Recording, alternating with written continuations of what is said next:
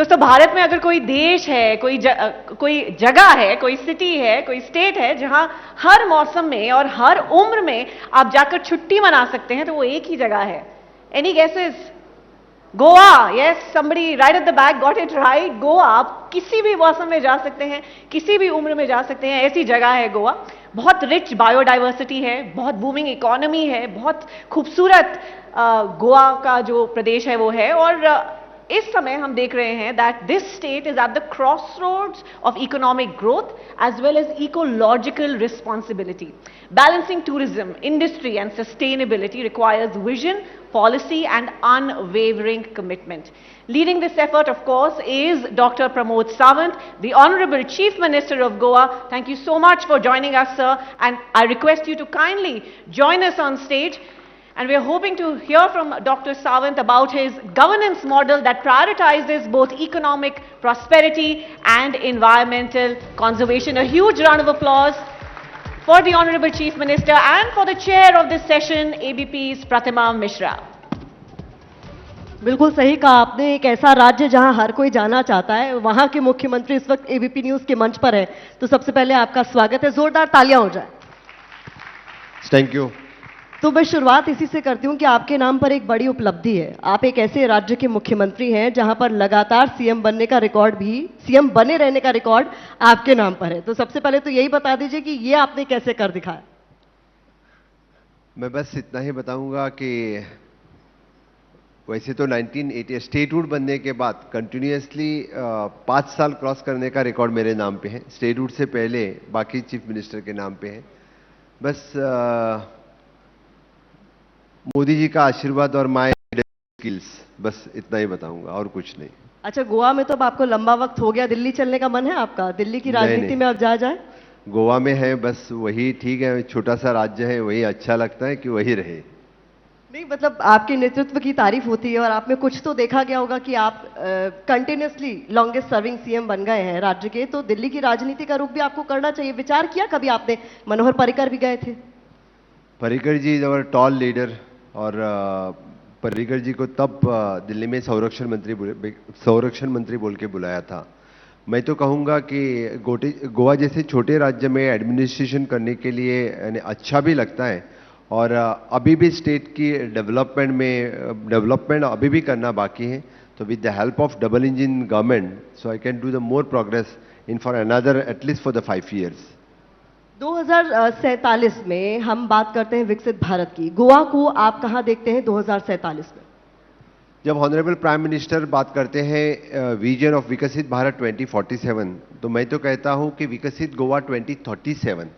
आपने कंपैरिजन में पूरे देश से देखा तो हमें आज़ादी तो 14 साल लेट में मिली, हम लिबरेट इन 1961, बट फिर भी comparison with all the other small states we are at a much higher in all parameters. आप कुछ भी कौन सा भी पैरामीटर ले लो, सभी पैरामीटर्स में हम सबसे आगे हैं। इसीलिए by continuously with the achieving of the sustainable goal achieve करते हुए हम 2037 तक सब गोल अचीव करेंगे, जो rest all the country will achieve at the 2047। आप जिस राज्य का नेतृत्व कर रहे हैं बतौर मुख्यमंत्री, उसकी इकोनॉमी का 16.43%, correct me if I am wrong, वो ये टूरिज्म के जरिए राज्य में आ रहा है। और जो आंकड़ा मेरे पास है उसके मुताबिक 35% आबादी इससे कहीं ना कहीं जुड़ी हुई है टूरिज्म के क्षेत्र से। तो ऐसे में बहुत बड़ी जिम्मेदारी, बहुत बड़ा दारोमदार है कि ये और आगे बढ़े, इसमें कोई ऐसा ब्लो ना हो, ऐसा कोई हिट ना हो, क्योंकि कई बार कई नेगेटिव खबरें भी आती हैं टूरिज्म को लेकर। इसे कैसे सुनिश्चित करना, ये भी एक बड़ा चैलेंज है आपके। जी, आपकी बात सही है। पहले गोवा स्टेट माइनिंग पे डिपेंड हुआ करता था, लेकिन माइनिंग बंद होने के बाद it is fully maximum depend upon the tourism and next on the industrial sector. Industrial में फार्मा सेक्टर इज मोर। लेकिन जब टूरिज्म सेक्टर की बात आती है तो मैंने बातें तो बहुत लोग अलग अलग से करते हैं, लेकिन मैं बस इतना कहूँगा कि कोविड के कार्यकाल से we are at a higher rate of the tourist, the national and international tourist which are coming into the state. और इससे हमारी डेफिनेटली इकोनॉमिक ग्रोथ तो डे बाय डे बढ़ रही है। आपने कंपैरिजन विद द 23 देखा तो 24 which is more than 21% of the growth we have got through the tourism sector. एक ऐसी खबर थी जिसने इस बार सभी को हैरान किया, वो ये कि ऐसा सुनने में आ रहा था, आप बेहतर बता पाएंगे, कि नए साल के जश्न में इस बार लोग गोवा नहीं गए, गोवा पूरा सुनसान पड़ा था, खाली पड़ा था। इसमें सच्चाई है क्या? ऐसा बिल्कुल नहीं है, क्योंकि हर बार जो इंटरनेशनल या नेशनल इवेंट होते थे वो क्राउडेड एरिया में होते थे। आपने देखा तो इस बार we have given them the good infrastructure, तो फिर जो क्राउडेड एरिया में होते थे sir, we have shifted them from the outer side. So definitely जो कोस्टल बेल्ट में इस लोगों को रोड पे गर्दी नहीं दिखी, भीड़ नहीं देखी, तो लोगों को लगा कि ज़्यादा क्राउड यहाँ पे नहीं है। सभी यानी 2-4 international events from the 25th of December to the 31st of December all are shifted from the outskirts of the coastal belt. That's why इस बार ज़्यादा भीड़ लोगों को कोस्टल बेल्ट में नहीं दिखी। तो लोगों का ये कहना है कि रोड पे भीड़ नहीं दिखी तो चलो गोवा में लोग आए नहीं है क्या, ऐसा नहीं है। We have comparison with the last 31st of December and this 31st of December our definitely the GST has increased by 21%. आप कह रहे हैं इंफ्रास्ट्रक्चर की बात, वो बहुत ज़रूरी है, तभी टूरिस्ट बड़ी तादाद में वहाँ पहुँचेंगे भी। क्या गोवा को बाहर इंटरनेशनल डेस्टिनेशंस ने कहीं ना कहीं रिप्लेस किया है क्या? क्योंकि इस तरीके की भी बातें चलती हैं कि लोग अब विदेश जा रहे हैं क्योंकि इंफ्रास्ट्रक्चर वहाँ बेहतर है।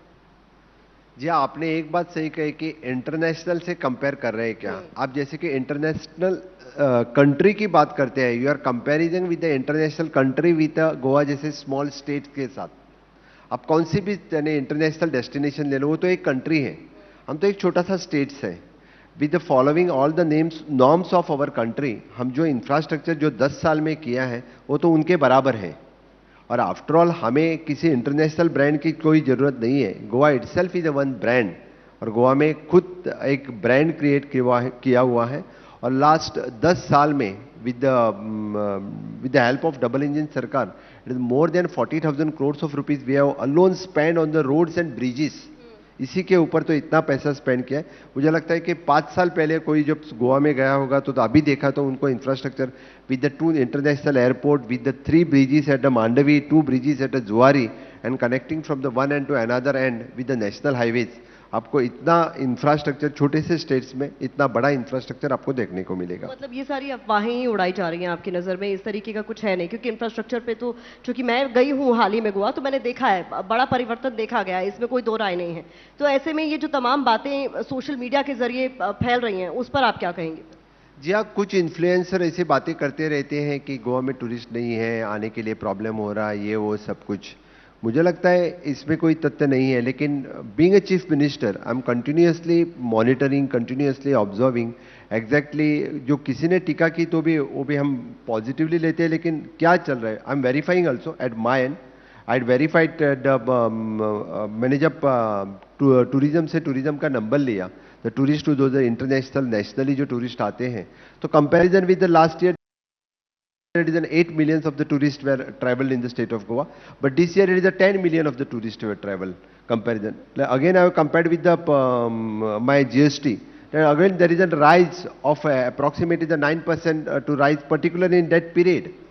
तो इतना राइज हमेशा मिलता है। तो कुछ इन्फ्लुएंसर ऐसे भी हैं जो यानी लोगों को यानी टू शिफ्ट द टूरिस्ट ये बातें करते रहते हैं। आई एम नॉट पर्टिकुलरली किसी कंट्री की बात मैं नहीं करूंगा, लेकिन कुछ इन्फ्लुएंसर इस तरह से है कि जो टूरिज्म को यहाँ से शिफ्ट करना चाहते हैं। नहीं तो ये इसके पीछे किसका हाथ आपको लगता है? क्योंकि आप बड़ी बात कह रहे हैं, गोवा मुझे लगता है one of the favourite destinations है लोगों की आज भी। अगर वो इंडिया में कहीं वेकेशन पर जाना चाहें और free life, party life enjoy करना चाहें, तो मुझे लगता है नंबर 1 पर अभी भी गोवा ही आता है। लेकिन अगर आप कह रहे हैं कि कुछ इन्फ्लुएंसर्स ऐसा काम कर रहे हैं, तो ये तो बहुत गंभीर मसला है। We are investigating on it, this is not a platform to tell किसका हाथ है, ये कहने की बात नहीं है, लेकिन we are investigating that. Other part, Goa में लोग सेफ और सिक्योर्ड फील करते हैं। Goa is an clean and neat. कभी भी गोवा में आ जाए तो गोवा के बीचेस विच इज क्लीन भी है, नीट भी है और सेफ और सिक्योर्ड है।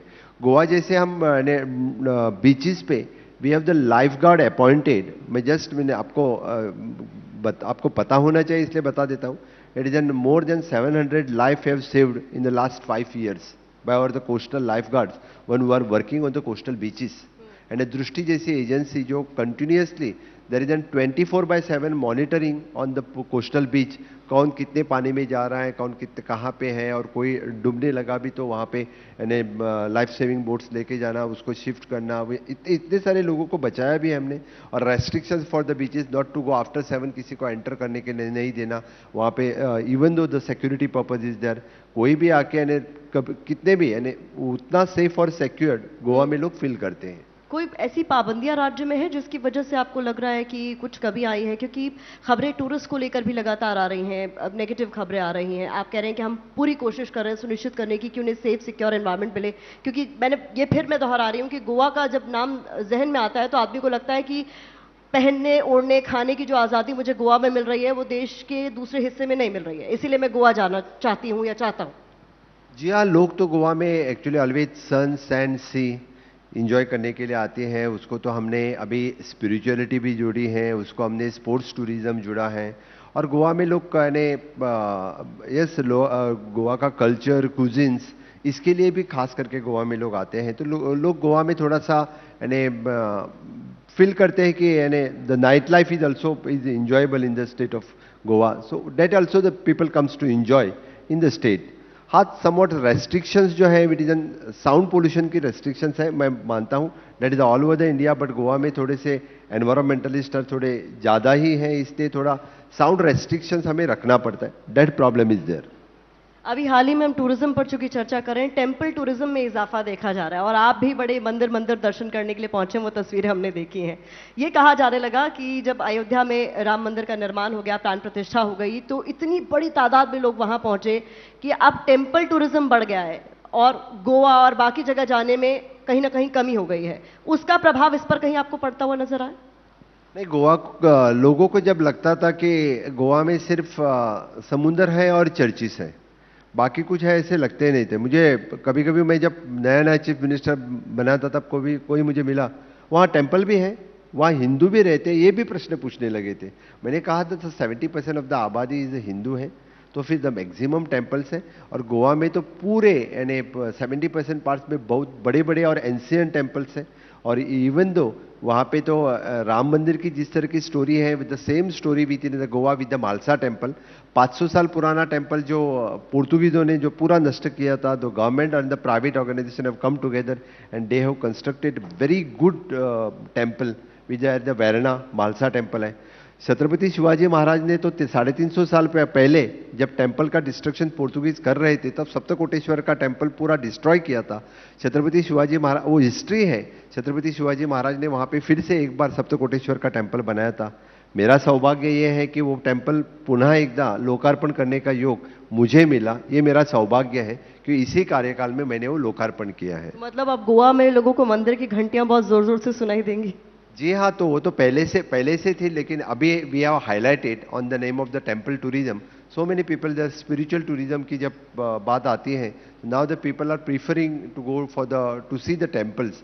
और ज़्यादातर लोग जब टूर करते हैं तो बीचेस के साथ, चर्चिस के साथ टेम्पल भी देखते हैं। Even though there is an Portuguese fort is there very from the 17th century, there is an वहाँ पे पोर्तुगीज रहे हैं, तो the Portuguese architecture is there also there, wildlife sanctuary is there. इस तरह का टूरिज्म के लिए भी हम बढ़ावा दे रहे हैं। विरोधी अब कहने लगेंगे कि अब आप लोगों ने गोवा को भी नहीं छोड़ा, वहां पर भी आप लोगों से कह रहे हैं कि टूरिज्म के लिए आ रहा है जो night life, party life enjoy करने, उसको आप कह रहे हैं जाइए मंदिर जाइए। नहीं, हम तो ये नहीं कह रहे, क्योंकि लोग दोनों तरह के लोग आते हैं। जो लोग कहने with the enjoyment with the spirituality के हिसाब से आते हैं, कुछ लोग तो ओनली फॉर द एंजॉयमेंट आते हैं। हम थोड़े ही कहेंगे उनको कि जो नाइट लाइफ और पार्टी के लिए आते हैं, लेट देम एंजॉय देयर। देखिए, स्पिरिचुअलिटी के लिए कौन गोवा जाता है, इसीलिए मैं ये सवाल पूछ रही थी कि वहां तो लोग पार्टी करने जाते हैं, एंजॉय करने जाते हैं। ऐसा नहीं है, सभी तरह के लोग गोवा आते हैं। दैट्स व्हाई नाउ एटलीस्ट उतना अच्छा इंफ्रास्ट्रक्चर अभी हम जो बना रहे हैं कि expansion of our Dabolim airport, even though now the cruise terminals, cruise tourism की जब बात हो रही है तो सी पोर्ट की डेवलपमेंट भी हो रही है। तो फिर we are welcoming the all types of tourist those are coming in the state with the international and national. इसलिए जो party life, night life enjoy करना चाहते हैं उनके लिए भी है और बाकी भी लोग आते हैं। मैं गोवा के लिए आपके विजन पर एक बार फिर से लौटना चाहूंगी, क्योंकि आप कह रहे हैं बहुत तेजी से काम हो रहा है। मैंने जब 2047 का जिक्र किया तो आपने 10 साल पहले कहा कि गोवा उस जगह होगा जहां उसे होना चाहिए। उसके लिए क्या कुछ काम सरकार की तरफ से, क्या कुछ इनिशिएटिव शुरू किए गए? जी हाँ, ये बात जब चलती है तब हम विकसित गोवा 2037 की बात करते हैं तो 10 साल आगे करना है, which is an infrastructure development, human resource development and sustainable goal achievement. At present we are in the sustainable goal achievement में 4th नंबर पे है। सो मुझे हमारी कोशिश है कि सस्टेनेबल डेवलपमेंट गोल में हम 1 नंबर पे पहुंचे। हम सिर्फ जब डेवलपमेंट की बात करते हैं तो which is including the sustainable development हो, यही बात रहती है। Infrastructure almost the 80% of the infrastructure in the state which required for another 25 years which we have already completed. Now we are targeting for the human resource, means what type of human resource we want in the state for the tourism purpose, industry purpose, वो human resource तैयार करने की बात अभी हमने already skilling, reskilling, upskilling के concept से already start किया है। तो मुझे पूरा उम्मीद है कि आगे आने वाले 10 साल में ये हम कंप्लीट करेंगे with the help of the government of India. So ये कंप्लीट करने में हमें कोई दिक्कत नहीं आएगी ऐसा मुझे लग रहा है। इसीलिए हमने विजन डॉक्यूमेंट जो आगे तो 25 साल के लिए चाहिए, यानी टिल 2047 और 2037 तक हम क्या क्या करेंगे उसका विजन डॉक्यूमेंट हमने तो पूरा कंप्लीट किया है। और वो टारगेट लेके जब हम काम करेंगे तो definitely will complete our target till the 2037। आप अपनी राय बेबाकी से रखने के लिए जाने जाते हैं, तो मैं ये जानना चाहूंगी, देश के अलग अलग हिस्सों से आए दिन मॉरल पुलिसिंग जैसी खबरें सामने आती हैं, जहां लोगों को ये बताया जाने लगा है कि वो क्या पहने, क्या खाएं, क्या ना खाएं। तो चूंकि आप एक ऐसे राज्य के मुख्यमंत्री हैं जहां इन्हीं सब चीजों की आजादी है, उस पर कोई रोक टोक नहीं है, आप आइए बेपरवाह होकर घूमिए, देर रात घूमिए, क्या पहनते हैं क्या नहीं पहनते हैं, ये टॉपिक ऑफ डिस्कशन भी दूर दूर तक नहीं है। इन चीजों पर आप क्या सोचते हैं? जी आपकी बात सही है, क्योंकि गोवा जैसे स्टेट में तो वी आर अतिथि देवो भव, इस तत्व पर जो आते हैं, जिस तरह से आते हैं, जो कुछ क्या खाना चाहते हैं उसके लिए हम वेलकम करते हैं। इसीलिए जो कुछ यानी टूरिस्ट की अच्छी तरह से अतिथि देवो भव इस लाइन पे उनको वेलकम करना, ये गोवा का सबसे पहले ब्रिज वाक्य है। इसीलिए तो जो कोई गोवा में आता है he is enjoying his holiday in the state of Goa. इसलिए कोई रेस्ट्रिक्शंस किसी के ऊपर नहीं, खाने के ऊपर नहीं, ना घूमने के ऊपर है, ना it is N 24/7 it is open for all. That's why the people is prefer, means young crowd भी प्रीफर करता है और द एजेड क्राउड भी प्रीफर करता है टू कम टू गोवा। इसीलिए मैंने कहा कि स्पिरिचुअलिटी की जब बात आती है तो now the aged crowd has coming to enjoy also and to take the darshan of the temples also. तो देश के बाकी हिस्सों में ये सब होना चाहिए डॉक्टर सावंत, ये मॉरल पुलिसिंग, ये जिम्मेदारी किसी और की होनी चाहिए क्या, कि वो ये तय करे कि हम क्या पहनेंगे, क्या नहीं पहनेंगे, क्या खाएंगे, क्या नहीं खाएंगे? तो बाकी स्टेट की बात है, मैं बाकी स्टेट में क्या होगा मैं कैसे डिसाइड करूंगा? मैंने समझो डिसाइड किया तो डेट इज मैं तो सिर्फ आपकी राय जानना चाह रही थी, आप क्या सोचते हैं? बस मैं कहूंगा कि हमारे स्टेट में तो हम वेलकम करते हैं, इसके ऊपर बाकी स्टेट के उनका डिसीजन है। महाकुंभ लगा है जिसको लेकर कहा जा रहा है 144 साल बाद लगा है, आप भी गए थे, आपकी तस्वीरें सामने आई थी, आपने डुबकी लगाई। पहले तो अपना अनुभव बताइए, फिर मैं आगे सवाल पूछूंगा। जी हाँ, महाकुंभ का अमृत स्नान, मैं डुबकी नहीं बताऊंगा बोलूंगा, लेकिन अमृत स्नान करके मैं आया हूँ। वहाँ पे जो पॉजिटिविटी है, पॉजिटिव फीलिंग है, यानी वो वहाँ जाने के बाद ही पता होती है, क्योंकि मोर देन 50 करोड़ लोग वहाँ जाके जो अमृत स्नान करके आए हैं, तो डेफिनेटली वो पॉजिटिविटी मुझे भी वहाँ फील हुई। मैं, मेरे कैबिनेट कलीग्स, बाकी एमएलएज और party representative along with my family वहाँ पे गया था, तो वहाँ पे उतनी पॉजिटिविटी है। और मैं सही में इस प्लेटफॉर्म पे भी माननीय योगी जी का बहुत बहुत अभिनंदन करूंगा, जिस तरह की व्यवस्था इतने लोगों की उन्होंने की है।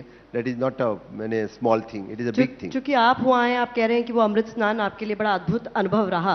विपक्ष लगातार कह रहा है कि सिर्फ एडवर्टाइजमेंट किया गया, व्यवस्था नहीं की गई। व्यवस्था होती तो वहां भगदड़ नहीं होती। फिर जिक्र किया जा रहा है नई दिल्ली रेलवे स्टेशन पर हुई भगदड़ का, ये कहते हुए कि अगर व्यवस्था इतनी चाक चौबंद थी तो इस तरीके की कुप्रबंधन की तस्वीरें सामने नहीं आती। जो इंसिडेंट हुआ वो नहीं होना चाहिए था, ये मेरे भी मन में है, इसके लिए मैं भी दुख व्यक्त करता हूँ। लेकिन इतने लोगों को जब व्यवस्था की बात आती है तो मैंने इस तरह की जो नहीं होना चाहिए था, बस इतना कहूँगा।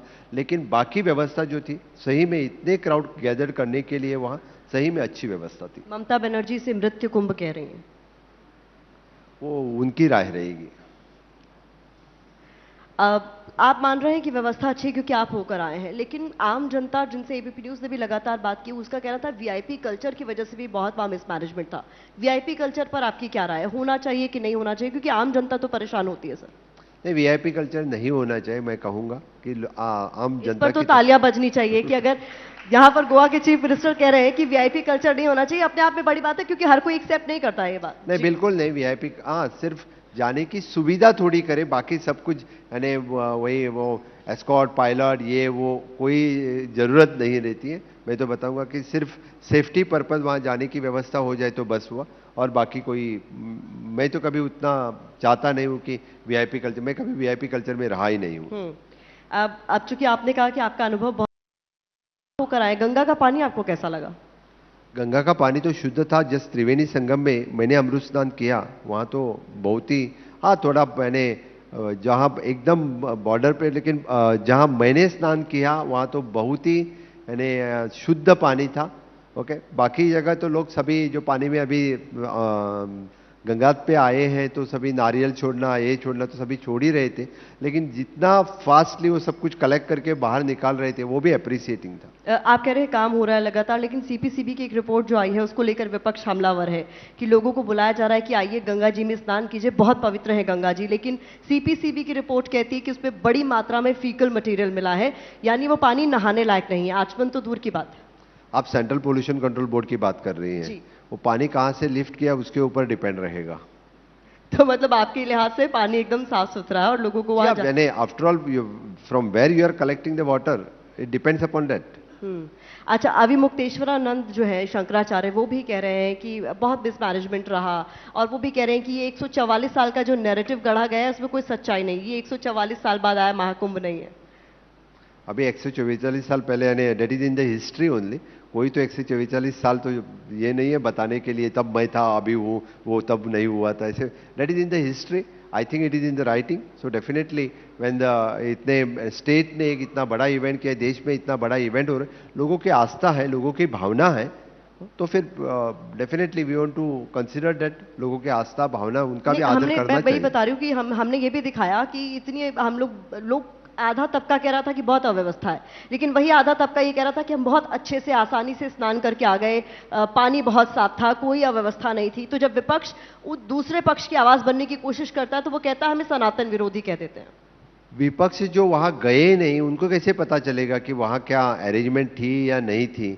वो किसी के कहने के ऊपर कर रहे हैं। मैं तो बताऊंगा कि उन्होंने एक बार, अभी 26 तक है, 4-5 दिन बचे हैं, जाके एक बार देख तो लो किस तरह की व्यवस्था है, तभी बाद में पता चलेगा। तो इस मंच से आप विपक्ष के नेताओं को कह रहे हैं कि जाइए पहले देखिए फिर ओपिनियन बनाइए। मैं तो कहूंगा कि वो तो बोलेंगे कि हम डुबकी मार के आएंगे, मैं तो डुबकी नहीं बोलूंगा, अमृत स्नान करके आ जाओ।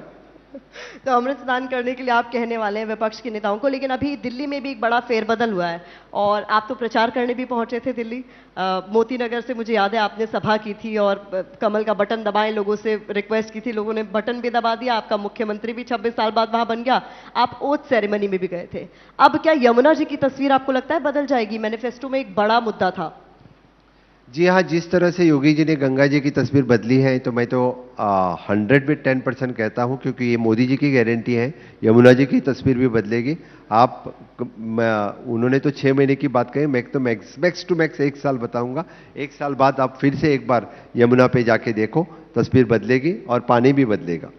अब आप विपक्ष को कहां देख रहे हैं? इंडिया अलायंस जिसने एकदम एकजुट होकर पूरा दम भरा था कि भाई हमारे सामने कोई टिकने नहीं वाला है, लेकिन राज्यों में उस अलायंस की कैसी हालत हो जाती है ये आप भी जान रहे हैं, मैं भी जान रही हूँ, साथ मिलकर चुनाव तक नहीं लड़ रहे हैं। क्या उनका कोई भविष्य आपको नजर आता है? मुझसे ज्यादा तो उनका भविष्य आपको पता होगा, क्योंकि आप तो लोग सभी राज्यों में उनका रिपोर्ट लेते रहते हैं, क्या है क्या नहीं।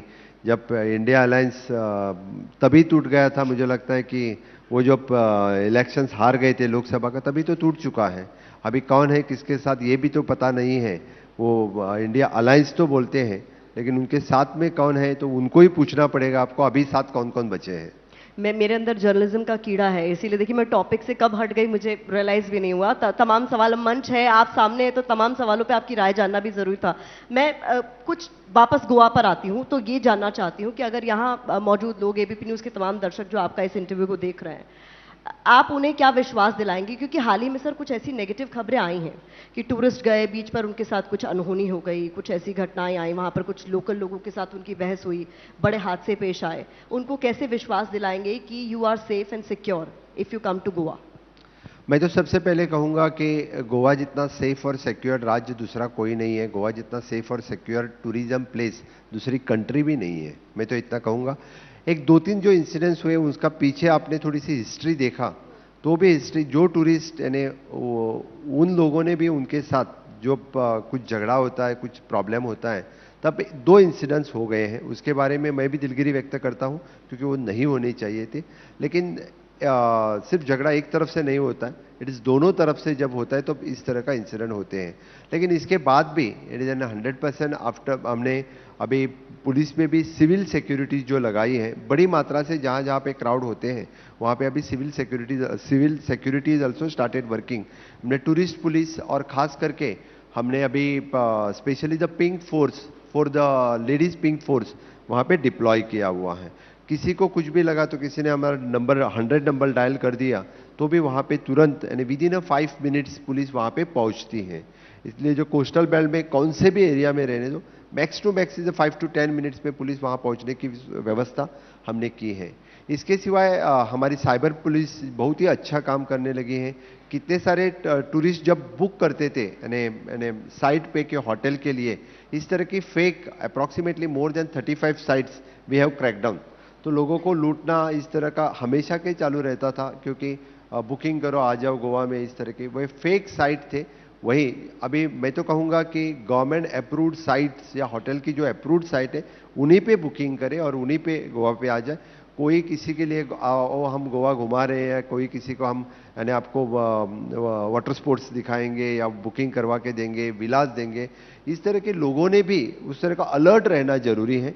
क्योंकि जब तक गवर्नमेंट अप्रूव्ड नहीं होता है तो उन लोगों के साथ बिजनेस नहीं करना चाहिए। बस मैं इतना कहूँगा, देन डेफिनेटली जो कोई गोवा में आना चाहता है आएगा, वो तो सेफ और सिक्योर 100% है। एक कंसर्न टैक्सी नेक्सस को लेकर भी है। कहा जाता है कि वहां पर वो नेक्सस इतना हावी हो जाता है कई बार कि लोगों को परेशानियों का सामना करना पड़ता है। ये बात सही नहीं है। मैं बस इतना कहूँगा कि गोवा में भी ऐप बेस्ड टैक्सीज हैं, 100% नहीं है। It is at present is 40% app based taxis हमने ऑपरेट किया है, स्टार्ट किया है। हाल ही हम जितने सारे टाइटन कर देते हैं, लोकल इश्यूज जितने टैक्सी वालों के हैं हर टूरिज्म डेस्टिनेशन पे रहते हैं, but we have started to tightening them. तो हैंड्स फोर्थ इस तरह के इश्यूज नहीं होने चाहिए। The police have started acting against them, different ordinance, different laws हम इनके बारे में भी कर रहे हैं। तो मुझे लगता है it will be the streamline, आगे आने वाले समय तक सभी स्ट्रीमलाइन हो जाएंगे। App based meter based taxi को हम प्रीफरेंस दे रहे हैं, विदाउट मीटर विदाउट ऐप इससे आगे टैक्सीज नहीं चलेंगे गोवा में। इसी के ऊपर हम आगे जा रहे हैं। एक ऐसा सवाल है जिस पर राय आपकी जरूर जानना चाहूंगी। आपकी सरकार का मतलब केंद्र सरकार का ये एजेंडा रहा है यूसीसी लागू करना, जिसको लेकर एक अलग तरह का माहौल देश भर में बनाया गया कि इससे तबाही आ जाएगी, जैसे इसी तरीके का कहीं ना कहीं माहौल। आप तो एक ऐसे राज्य का नेतृत्व कर रहे हैं जहां ये पहले से लागू था, उसके बाद दूसरे नंबर पर उत्तराखंड इस लिस्ट में शामिल हो गया। आप क्या बताना चाहेंगे इसको लेकर? देश के बहुत सारे लोगों को यही पता नहीं था कि गोवा में यूसीसी तो 1961 से है, जब से हम लिबरेट हुए हैं। यानी कुछ अच्छी बातें हम जो लेके आगे चलते हैं उसी में से एक यूसीसी था, uniform civil code. Birth registration, death registration, marriage registration compulsory, कोई किसी ने कभी हर्ज नहीं की। वहाँ पे भी हिंदू, कैथलिक, मुस्लिम सभी लोग रहते हैं। All people are registering their birth, death, marriage. तो मैरिज रजिस्ट्रेशन करने में किसी को क्या हर्जी है? तो गोवा में तो UCC implement last for the 63 years we are doing. तो बाकी राज्य में क्या हानि होनी चाहिए? मैरिज रजिस्ट्रेशन करने में कोई किसी को डर है क्या? यानी क्या कोई करना नहीं चाहता, ऐसा है क्या? तो बाकी राज्य में भी इसको इम्प्लीमेंट करना चाहिए इजीली। हमारे बाद में अभी उत्तराखंड ने पास कर दिया, वो उन्होंने इम्प्लीमेंट करना स्टार्ट कर दिया है। तो सभी एक समान यानी यूनिफॉर्म सिविल कोड से रहना उचित है, चाहे किसी धर्म के आधार पर या जात के आधार पर वो न बटे, बस यही कहना है। तो बेनिफिट्स भी तो सभी लेते हैं उसी आधार पे, तो यूसीसी फॉलो भी तो करना सभी ने उचित है। कभी हम कौन सी भी स्कीम लेते वक्त या तो किसी धर्म का है ये तो नहीं पूछते हैं, तो उसी से यानी रहना उचित होगा। तो जो एक तबका इस पर आपत्ति दर्ज करा रहा है, कहीं ना कहीं क्या उसको ये कन्वे करने में सरकार की विफलता आप मानेंगे कि वो कन्विंस नहीं कर पाई है कि इसमें आपका कोई नुकसान नहीं है, इससे कोई दिक्कत आपत्ति आपको नहीं होनी चाहिए? कुछ लोग कन्विंस नहीं होना चाहते, ऐसे मुझे लग रहा है। कुछ लोग समझना नहीं चाहते हैं, क्योंकि यूसीसी जिस तरह के बहुत इजी और सिंपल है, तो फिर अभी धीरे धीरे समझेंगे। अभी उनको समझ चुका है कि समझना चाहिए। तो मुझे लगता है कि आशा करता हूं कि बहुत ही जल्दी बाकी सब लोग भी यूसीसी को फॉलो करना लगेंगे। बहुत बहुत शुक्रिया हमारे साथ इस मंच पर आने के लिए, अपने विचार हमारे साथ साझा करने के लिए। जोरदार तालियां। मैं एबीपी न्यूज़ को thanks for the India ideas, इस कार्यक्रम में मुझे आने का मौका मिला। गोवा के बारे में बात करने का भी मौका मुझे आपने दिया, तो सही में गोवा जैसे छोटे राज्य में नेतृत्व करते वक्त मुझे लास्ट 6 साल से यानी जो गोवा की इकोनॉमिकल डेवलपमेंट, इंफ्रास्ट्रक्चर डेवलपमेंट जो मेरे सरकार के कार्यकाल में हुआ, वही यहाँ पे पेश करने का मौका आपने मुझे दिया। इसलिए फिर से एक बार एबीपी न्यूज़ का बहुत बहुत धन्यवाद। बहुत बहुत धन्यवाद मुख्यमंत्री जी हमारे साथ जुड़ने के लिए। और गोवा की हम सभी के दिलों में एक खास जगह है। आपके विजन डॉक्यूमेंट से ये साफ होता है कि गोवा की जो बायोडाइवर्सिटी है और गोवा की जो डेवलपमेंट है वो एक सस्टेनेबल तरीके से आगे बढ़ेगी। And we hope that you will keep that promise because we all love Goa so much. Thank you once again sir. मैं राजीव खांडेकर जी से दरख्वास्त करूंगी to please join us on stage and felicitate the honourable chief minister with a memento. Also requesting doctor Yogesh Lakhani, chairman Bright Outdoors, to join us on the stage. Thank you very much to the Honorable Chief Minister of Goa.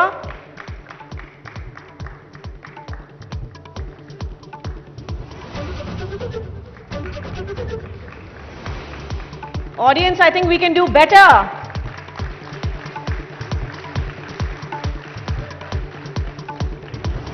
Thank you for that. Thank you very much to our presenters and our session moderator as well. Thank you, Pratima.